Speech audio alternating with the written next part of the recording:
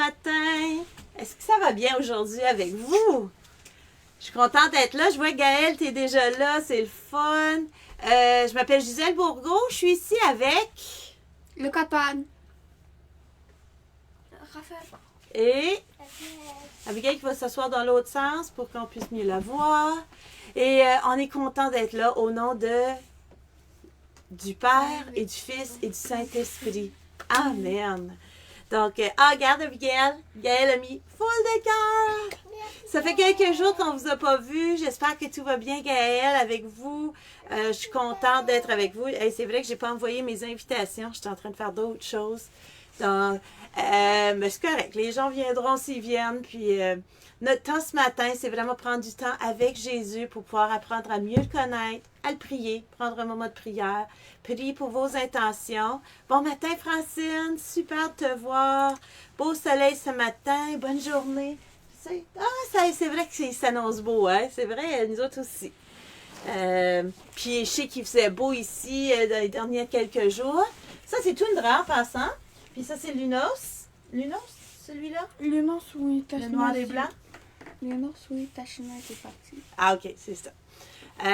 On va commencer. Luc-Antoine, tu as choisi quel chant ce matin pour nous?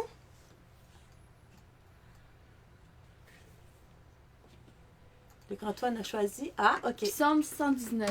Le psaume 119, parce qu'on va continuer à approfondir le texte de la Bible. On va continuer à approfondir les actes des apôtres.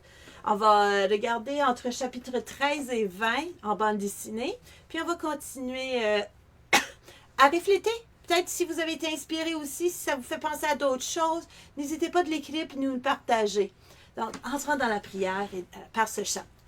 3, 2, 1, and go.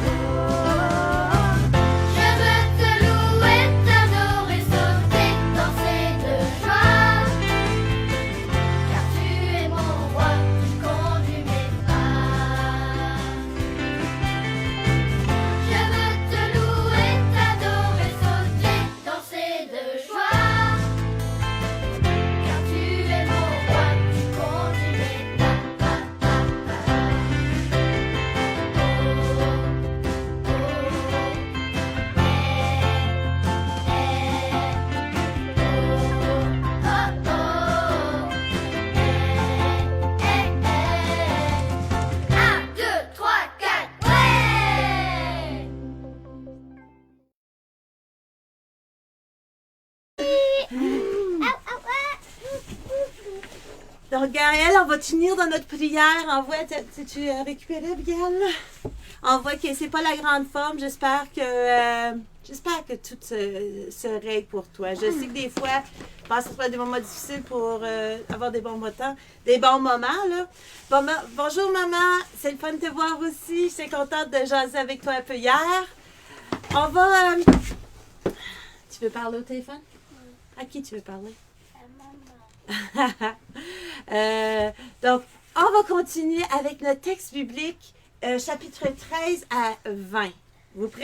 Je ne sais pas si vous avez pris l'habitude de prendre un papier et un crayon pour prendre des notes. Moi, je le fais à chaque fois, puis j'admets que j'apprends beaucoup. J'aime les actes des apôtres. Qu'est-ce que tu aimes à propos des actes des apôtres? Assieds-toi pour parler. Qu'est-ce que tu aimes à propos des actes des apôtres? Pourquoi tu dis que tu aimes les actes des apôtres? Parce que j'aime... Maman, c'est quoi le numéro? Abigail? J'aime comment ils partagent, ils partagent et pas tout est d'accord, mais en fait, mais tout le monde va devenir et... Fait qu'ils partagent quoi? La bonne nouvelle. Puis ils voient que tout le monde n'est pas toujours d'accord, qu'il y a des... On n'est pas pareil. Puis je pense que les premiers disciples, c'est ce qu'ils voient. T'as raison, c'est bien. Toi, Luc-Antoine, qu'est-ce que tu aimes à propos des actes des apôtres? Bon matin, Louise. C'est une histoire. Chapitre 13 à 20. OK, on est prêt? Moi, je suis prête. On va écouter. Ah, faut que je trouve ma souris. Au 1er siècle, la plupart des gens vivant autour de la mer Méditerranée habitaient des villes aux populations denses qui étaient toutes gouvernées par l'Empire romain. Chaque ville concentrait un brassage de cultures, d'ethnies et de religions différentes. Pour cette raison, il y avait toutes sortes de temples pour offrir des sacrifices à toutes sortes de dieux, et chacun disposait de son propre éventail de divinités auxquelles il faisait allégeance. Mais on trouvait aussi dans chaque ville une minorité qui refusait d'adorer un dieu autre que le leur. Ce sont les Israélites, également connus sous le nom de Juifs. Ils identifiaient leur Dieu comme étant le seul véritable créateur et roi du monde.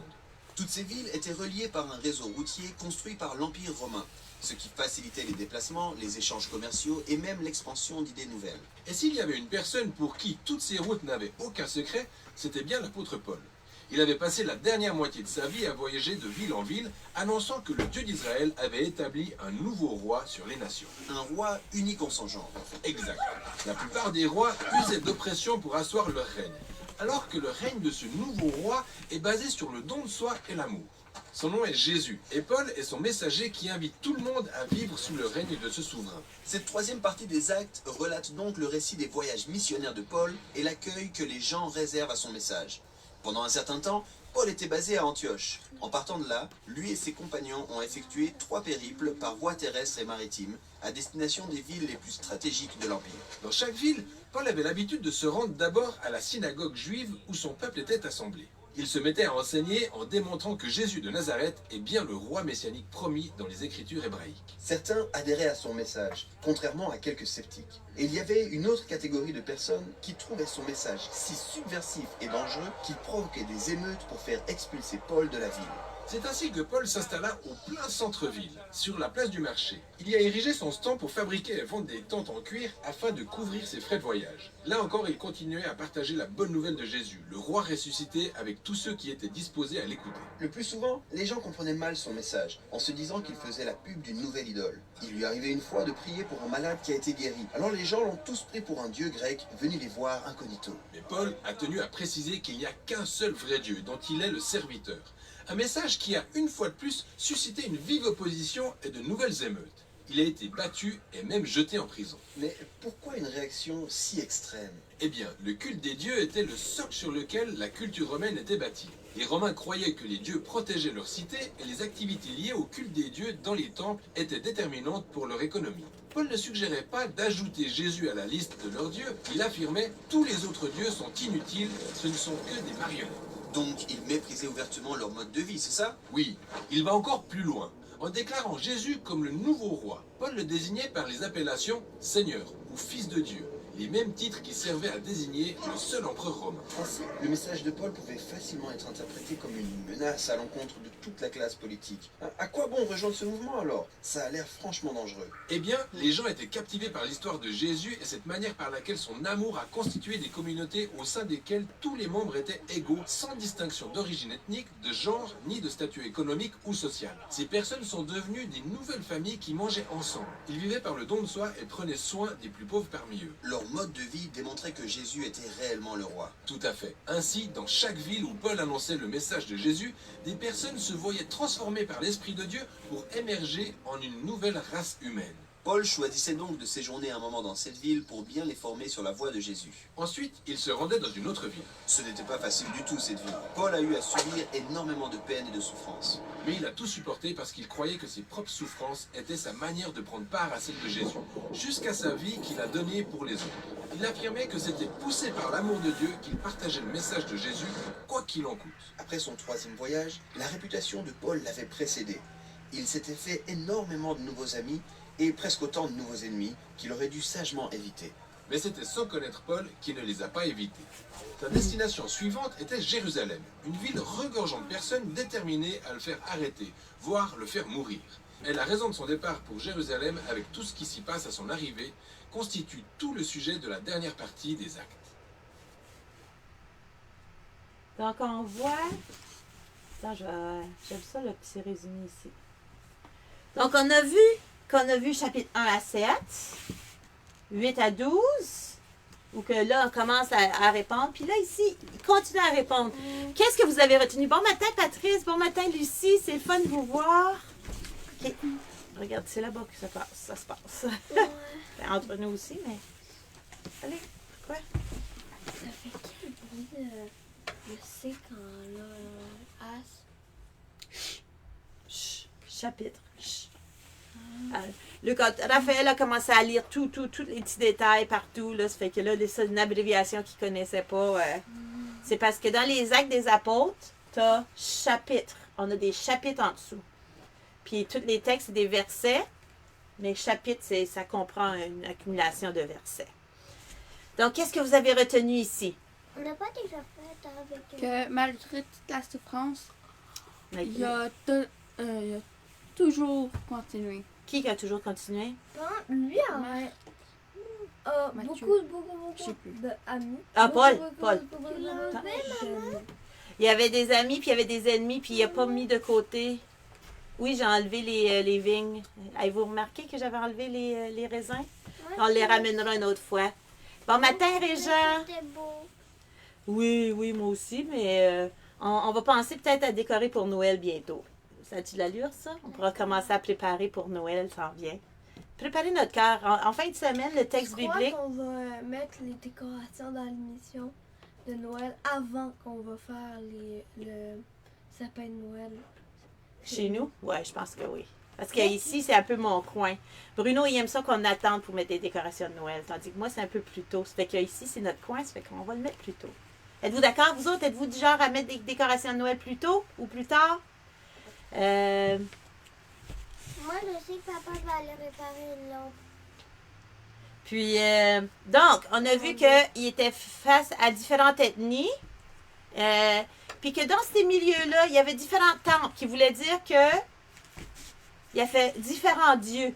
Puis le message de Jésus ici, le message que les apôtres ils amenaient, c'était quoi? Qu'il n'y avait qu'un seul Dieu. C'est ça, c'était pas pour dire qu'il y en a un autre parmi les autres. C'est qu'il y en a un seul. Puis les autres dieux, qu'est-ce qu'on a appris? Moi, c'est la première fois que je le voyais comme ça, puis je trouvais ça le fun. Pourquoi que les gens tenaient à leur Dieu? Je sais pas. Est-ce qu'il y a quelqu'un qui l'a retenu? Vous autres, l'avez-vous retenu?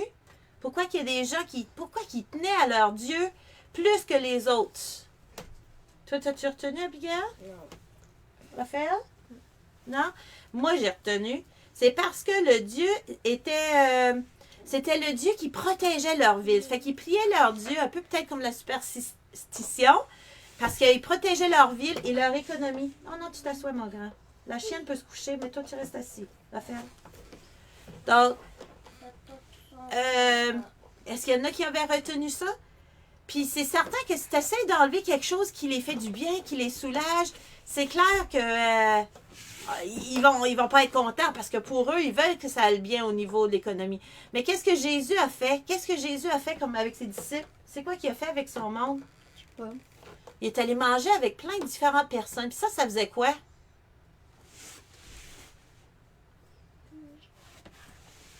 Ça faisait quoi? Parce que là, il mangeait avec des gens, des riches, des pauvres, comme Jésus il faisait. Fait que ça déchangeait les modes de vie. Fait que ça veut dire que le message de Jésus passait. Parce que ça allait à la source, ça allait dans nos cœurs, des cœurs des gens. Il mangeait avec des gens qui étaient des pécheurs, il mangeait avec des gens qui étaient dans d'autres cultures. C'était plus juste des Juifs avec les Juifs, puis les Romains avec les Romains. Ils étaient devenus une famille, ils étaient devenus ensemble, ils mangeaient ensemble. Ils avaient changé leur vie. Moi, ça me touche énormément. Je ne sais pas s'il y en a de vous autres qui ça touche aussi. Ça rejoint. Donc, Jésus fait une différence dans nos vies quand on l'accepte dans nos vies. Tu pourras le lire après, mon grand. Donc, Jésus fait une différence dans nos vies si on l'accepte dans nos vies.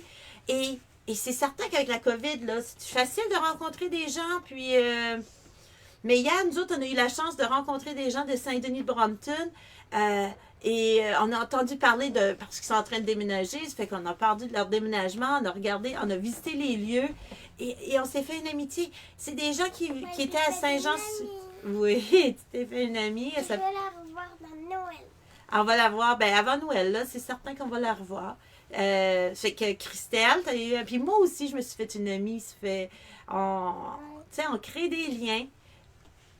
Bon matin, Angéline, oui, on prie beaucoup pour Gaëlle aussi. Hein.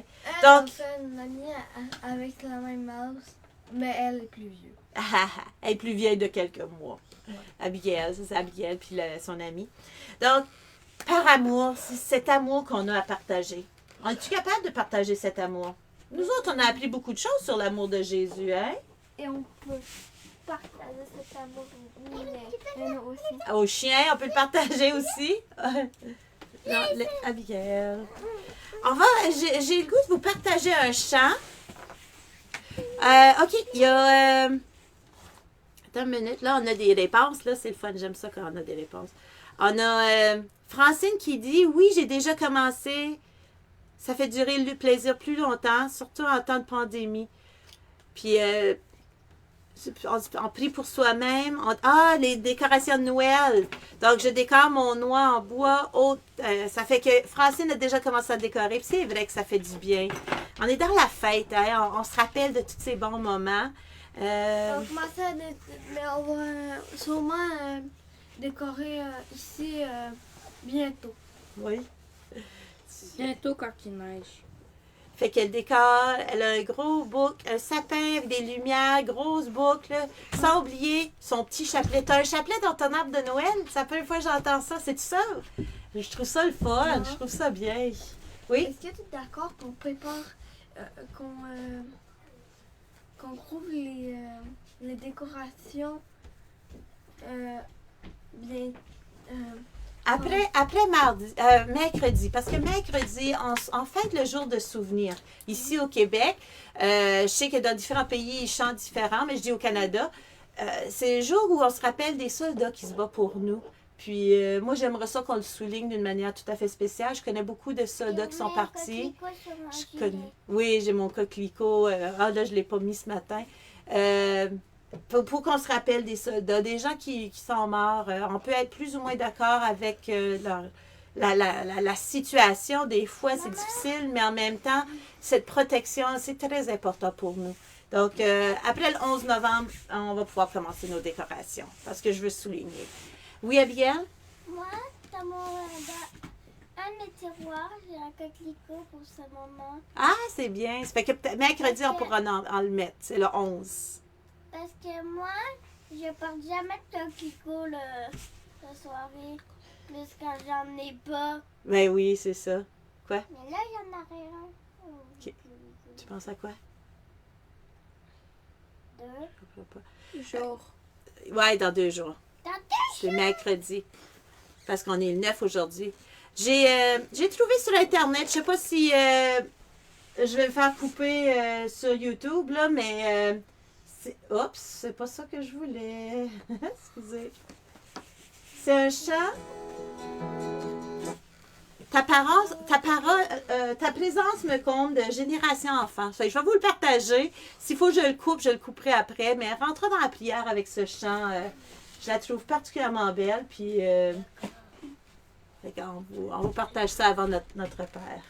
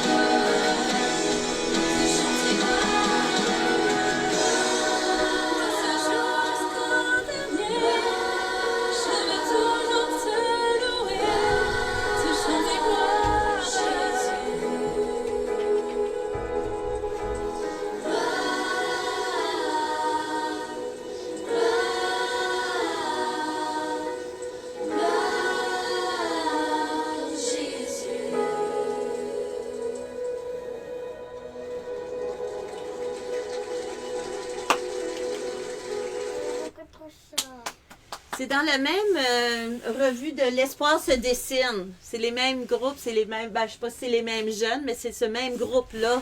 Je trouve que c'est tellement beau. Puis c'est le message que j'avais ce matin. Hey, je veux te voir, ouais. C'est le message que j'avais ce matin. Toi aussi, je veux te voir. C'était de... Je veux chanter gloire du Seigneur jusqu'à la dernière de mes journées. On n'a pas été coupé par ça. Non, c'est vrai. T'as raison. T'as raison. Fait qu'on devrait être correct. C'est parce que là, il disait, ben là, on peut-tu écouter? On aime bien ça, on peut-tu le réécouter? Mais c'est vrai qu'on le joue à l'occasion, puis on nous a jamais coupé. Fait, on aura peut-être l'espoir. L'espoir se dessine, vous avez compris. On va faire notre Père. On continue dans la prière. Notre Père qui es aux cieux, que ton nom soit sanctifié, que ton règne vienne, que ta volonté soit faite sur la terre comme au ciel. Donne-nous aujourd'hui notre pain de ce jour et pardonne-nous nos offenses, comme nous pardonnons aussi à ceux qui nous ont offensés. Et ne nous laisse pas entrer en tentation, mais délivre-nous du mal. Amen. On va dire notre prière à Marie. Non, pas celle-là. T'as un peu. Ça sera bien. Petit défi technique.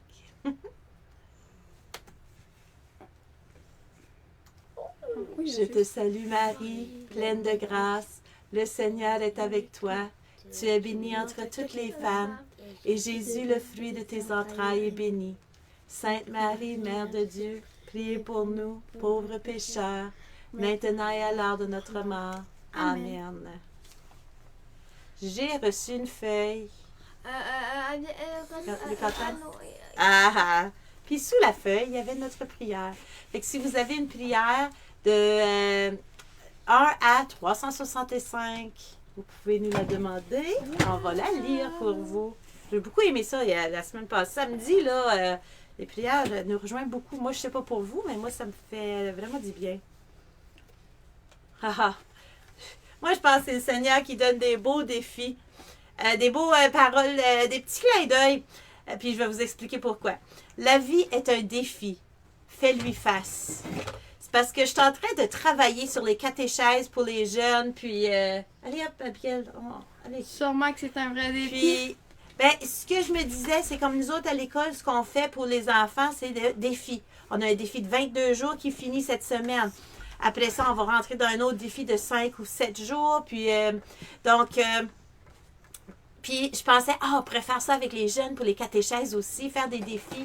Les jeunes vont pouvoir s'inscrire. Donc, la vie est un défi, fais-lui face. J'ai l'impression que le Seigneur dit, continue, fonce. Puis, j'étais debout à 3 heures ce matin. Ça fait que c'est... c'est ça, là. J'étais pas capable de dormir, ça fait que je me suis mis à travailler là-dessus, ce bonheur ce matin. On a le numéro 46. Tu veux changer de lunettes? Je pense pas que je lirai bien avec ceux-là. Je veux juste voir qu'est-ce que Ça me fait-tu bien? Est-ce que ça me fait bien? Ouais. Tu peux lire. Ben là, je pourrais lire, là, mais là, c'est un peu foncé. Coquine. OK. Gaëlle t'a dit 46. Patrice, as-tu un numéro pour nous? Est-ce qu'il y en a d'autres qui ont un numéro pour nous? 46. Père, nous te prions pour ceux qui vivent dans des pays où règne la famine et la misère. Seigneur, il y a des enfants qui ne savent pas ce que c'est que de prendre de vrais repas comme les nôtres. Et rien ne changera pour eux, à moins que ceux d'entre nous qui ont de l'argent et à manger ne viennent pas en secours à toi. S'il te plaît, Seigneur Jésus, donne-nous plus d'amour et de générosité. Aide-nous à réfléchir à ce que nous pouvons faire pour ceux qui ont faim et donne-nous la volonté de le faire. Au nom de Jésus, Amen. Est-ce que ça te fait penser à quelque chose? Maman, est-ce que c'est lui ou c'est lui? À nos bonbons qu'on voulait donner aux gens? Ouais. Puis ça te fait penser à quoi? Ouais. À ça. À donner. Ok. Quand on le donne.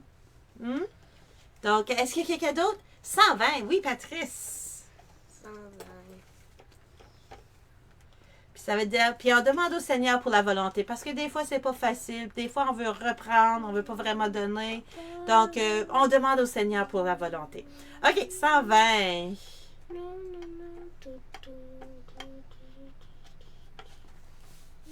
Hey, vous allez être contents. Ils ont choisi toutes des longues prières. Regarde. Merci. Donc, Seigneur, je sais qu'un des meilleurs moyens de montrer que je t'aime, c'est d'aimer les autres. Parfois, c'est facile quand je suis... Parfois, c'est facile quand je suis avec ceux que j'aime. Mais aide-moi, je t'en prie, quand ça devient dur d'aimer. quand je suis avec des personnes méchantes, ou que je ne comprends pas, ou que je n'aime pas tout simplement. Apprends-moi à aimer comme Jésus a aimé tous ceux qu'il rencontrait. Apprends-moi à aimer comme tu aimes maintenant, chacun, toujours. Amen. On a dépassé notre chrono de 2 minutes. Donc, oui, Seigneur, apprends-nous à aimer. On vous invite à nous rejoindre encore demain matin à 7h30. Aujourd'hui, il y a la messe à 11h. Il y a aussi, cette semaine, mercredi soir, on a un invité en particulier. Ça fait que vous pouvez le voir, le rendez-vous avec André puis Lise. Samedi, on a un ressourcement qu'on va mettre en ligne et en présence pour les bénévoles. Puis avec certainement des nombres limités, s'il vous plaît. Arrête de jouer. Donc, ça c'est samedi, rencontre des bénévoles, samedi le 14 à 14h, donc 2 heures. Mardi le 14 à 14h. Samedi le 14 à 14h. Moi aussi, je crois que ça se dit bien. Puis on vous invite aussi à la fin du mois, le 29, pour commencer l'Avent. On a un lancement de l'Avent prévu pour vous en ligne le dimanche, le 29 novembre, à 14h aussi. C'est pas le 14, là. Mais, donc, c'est des choses qui s'en viennent. Restez aux aguets parce qu'on va vous Maman, partager ça. On n'a jamais vu la messe de Noël ici. Oui, on l'a l'a vu, déjà mais vu. C'est parce que là, on s'en va pas au Nouveau-Brunswick cette année pour Noël. c'est un peu triste. C'est un peu triste, mais en même temps, on va la vivre autrement. Comme beaucoup de choses qu'on a fait cette année, on l'a fait autrement. On vous souhaite une excellente journée. Soyez dans la paix, dans la joie, dans l'amour. Est-ce qu'on leur salue? Luc-Antoine, tu as choisi quoi? Ah, attends une minute. Francine a dit 72. Je l'ai manqué, celle-là. Excusez-moi. Je m'excuse, Francine. On va faire ça. Arrête. 72. Je l'ai vu passer. Puis je l'ai vu passer, mais je l'ai manqué, là. 72. Seigneur, accorde-nous la grâce de pouvoir travailler aux choses pour lesquelles nous te prions. Oh, on l'a lu cette semaine aussi, hein? Accorde-nous la grâce de pouvoir travailler aux choses pour lesquelles nous te prions. Donc, on a continué à prier puis à travailler. Il faut passer à l'acte, hein? On vous remercie énormément. Vraiment beaucoup d'être là. L'acte des apôtres. Puis, oui, on va finir les actes des apôtres demain. Puis, ça va être en anglais demain, mais en partie en français, comme d'habitude, là, un peu bilingue. Et on finit avec quel chant, Luc-Antoine? Ouais, je vais parler. Ah! La prière des... Ange. Avec sœur... Agathe. Avec sœur Agathe. Raphaël. Allez, rentrons dans cette plante. Laissons les anges nous accompagner. On vous aime beaucoup. Bonne journée. 3, 2, 1, go! Juste à